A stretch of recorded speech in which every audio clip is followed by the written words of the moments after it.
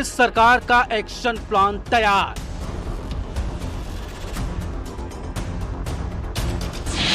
प्रचंड जीत के बाद वादों को पूरा करने की तैयारी। किसानों गरीबों के लिए होंगे बड़े ऐलान। अब तक मिली जानकारी के मुताबिक मुख्यमंत्री योगी आदित्यनाथ का निर्देश मिलने के बाद से अधिकारियों की ओर से कुछ प्रस्तावों पर काम करना शुरू भी कर दिया गया है, जिसके मुताबिक गन्ना किसानों का 14 दिनों में भुगतान से लेकर छुट्टा घूम रहे जानवरों के लिए काऊ सफारी बनाने को लेकर निर्देश मिलने के बाद से इस पर फाइलों पर काम शुरू हो गया है। बेटियों महिलाओं के लिए होंगे बड़े ऐलान। बेरोजगारों को लेकर बड़े ऐलान संभव। काऊ सफारी खोलने के विकल्प पर विचार। कि शपथ ग्रहण के बाद से पहली कैबिनेट में मुख्यमंत्री योगी आदित्यनाथ की ओर से इन फैसलों को लेकर कुछ बड़े ऐलान हो सकते हैं। और इस मसले पर चर्चा करने के लिए हमारे साथ खास मेहमान भी जुड़ चुके हैं। शरद त्रिवेदी हमारे साथ जुड़ चुके हैं, भारतीय जनता पार्टी के प्रवक्ता हैं। प्रोफेसर भुवन जोशी भी हमारे साथ जुड़ चुके हैं, नेता हैं समाजवादी पार्टी के। वरिष्ठ पत्रकार मनोज रघुवंशी जी भी हमारे साथ जुड़ चुके हैं। त्रिवेदी जी, मैं शुरुआत आपसे ही करूंगा। एक्शन प्लान तैयार है सर, क्या दर्शकों के साथ साझा कर सकते हैं कि लिस्ट में किन किन बातों को प्रमुखता दी जा रही है? जो हम लोगों ने वादे, बीच में आवाज आ रही है आपकी। जी, आप अपनी बात रखिए। हेलो जी, आपकी आवाज आ रही है शरद जी, अपनी बात पूरी करिए आप। कुछ म्यूजिक बज रहा है यहाँ। अब ठीक है। ठीक है, कुछ तकनीकी दिक्कत है, हम उसको दुरुस्त करवाते हैं। तो बोले जो अच्छा, आ रही है आवाज?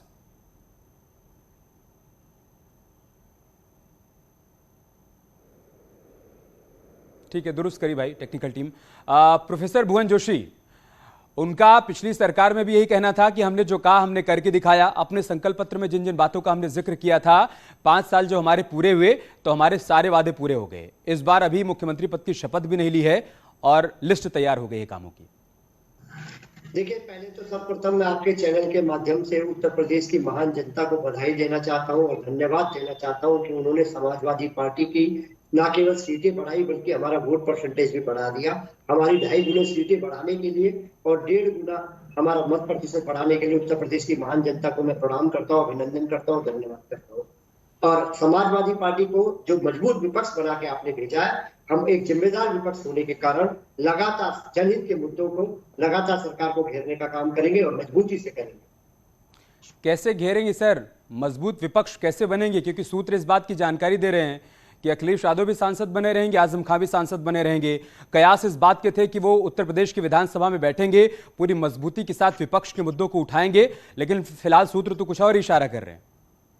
देखिए, मैं समझता हूं जो भी निर्णय लिया है माननीय अखिलेश यादव जी ने, राष्ट्रीय अध्यक्ष ने, देश हित के परिप्रेक्ष्य में वो बिल्कुल सही फैसला होगा, क्योंकि देश को भी बचाना और उत्तर प्रदेश को भी बचाना समाजवादी पार्टी की जिम्मेदारी है। ठीक है सर, तभी तो सवाल खड़ा हो रहा है ना कि मजबूत विपक्ष होगा कैसे।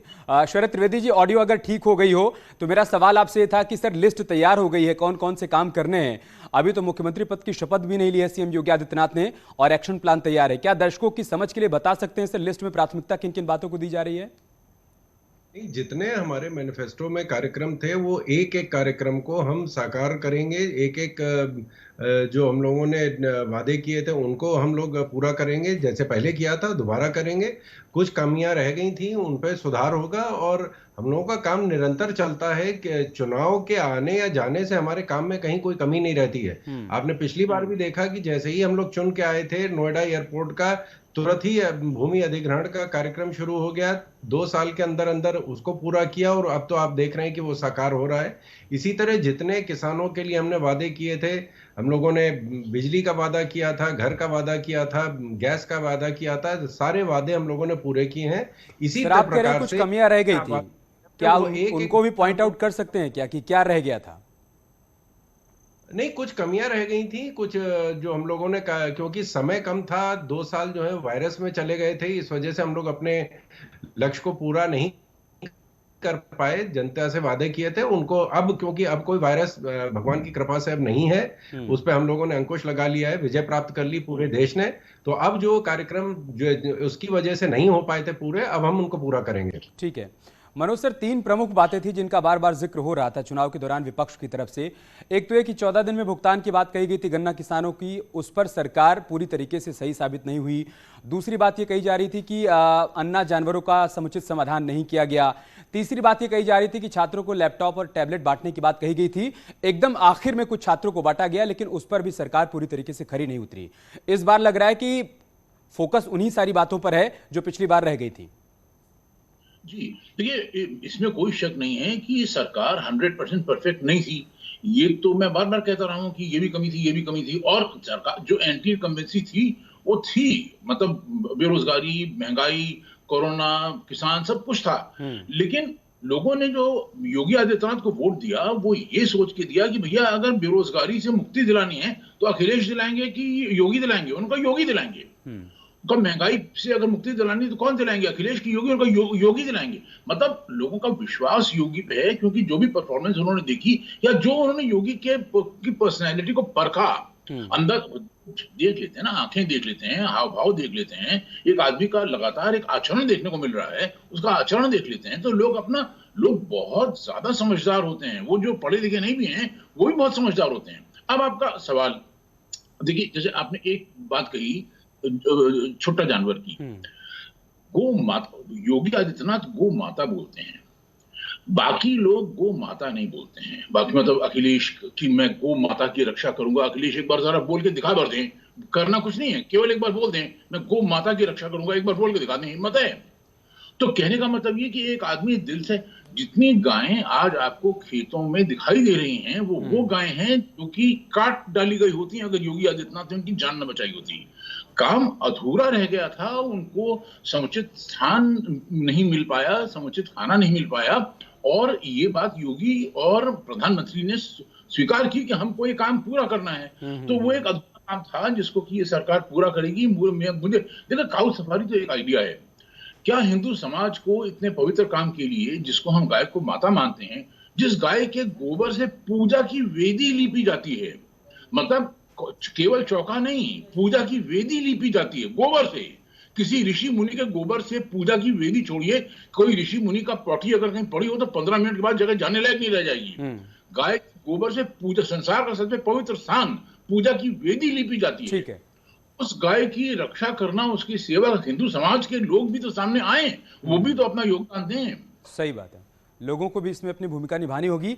लेकिन भुवन जी, जिस बात का जिक्र यहाँ पर मनोज जी कर रहे हैं कि देखिए, लोगों में इस बात को लेकर नाराजगी तो थी, छुट्टा जानवरों से लोगों को परेशानी तो थी, लेकिन लोगों को उम्मीद और भरोसा भी यही था कि अगर इसका समाधान कोई कर सकता है तो योगी आदित्यनाथ और प्रधानमंत्री मोदी ही कर सकते हैं। और बार बार मनोज जी जिस बात का जिक्र कर रहे हैं कि अखिलेश यादव गाय को माता मान ले, पहली बड़ी बात तो यही होगी, वो उनकी रक्षा करेंगे, ये तो बात की बात है।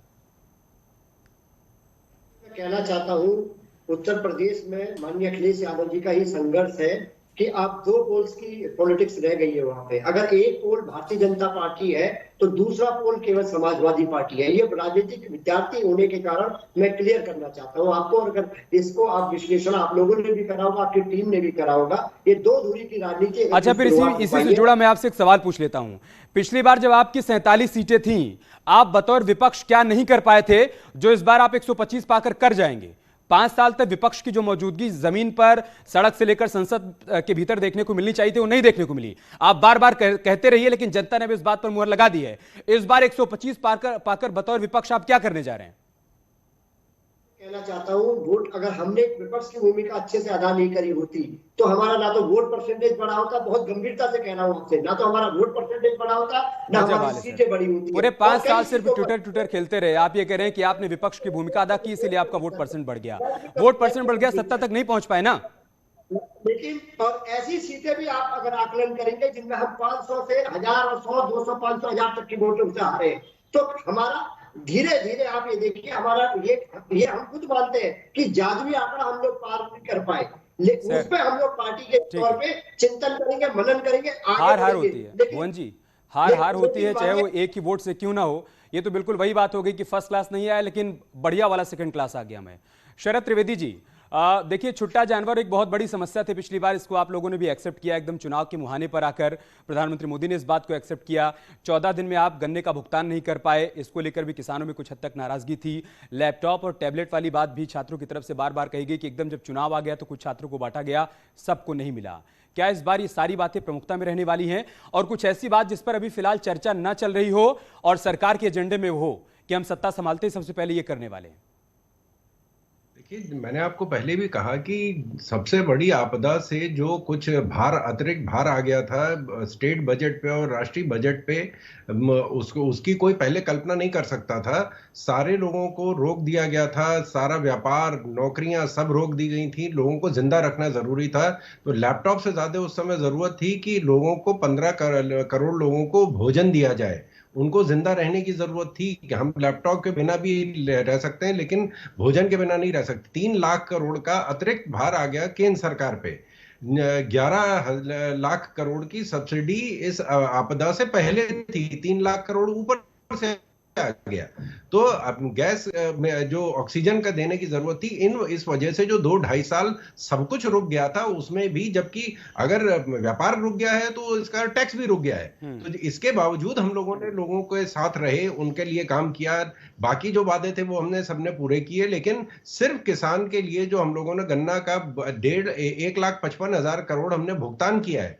हाँ, उसमें देर होती थी क्योंकि गन्ना भुगतान एक निरंतर प्रक्रिया है। ये नहीं कि आपने एक बार भुगतान कर दिया, कहानी खत्म हो गई, अगली फसल आ रही है उसका भुगतान करना है। तो ये भुगतान जो पहले 35-40 हजार करोड़ रुपया इनका बकाया पड़ा रहता था, लोग आंदोलन करते थे, एक भी गन्ना किसान सड़क पे नहीं उतर के आया, उनका कोई आंदोलन, क्योंकि उनका कार्य पूरा हो गया। हाँ, देर जरूर होती थी क्योंकि मैंने आपको बताया कि आपदा की वजह से जो है सरकार की प्रायोरिटीज चेंज हो गई थी, सरकार के लक्ष्य बदल गए थे, सरकार में कई दिक्कतें जो आ रही थी उनको देखते हुए हम लोगों को उस चीज में रोक लगानी पड़ी। और तो देरी नहीं होगी, आप ये कहना चाहते हैं।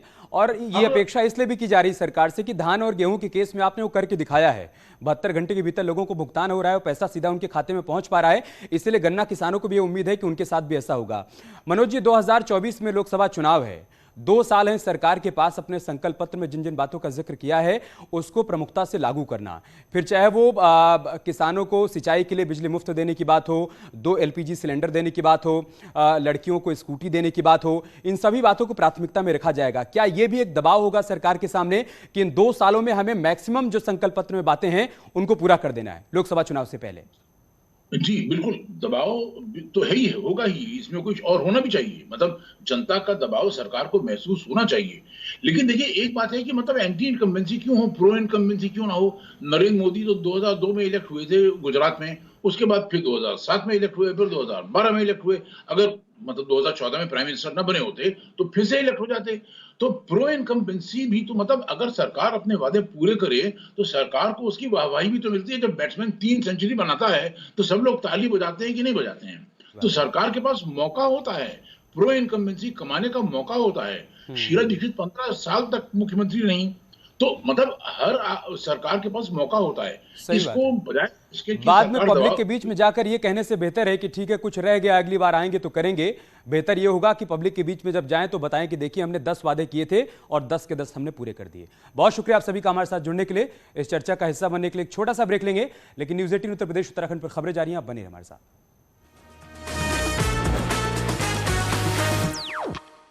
1337 फोटो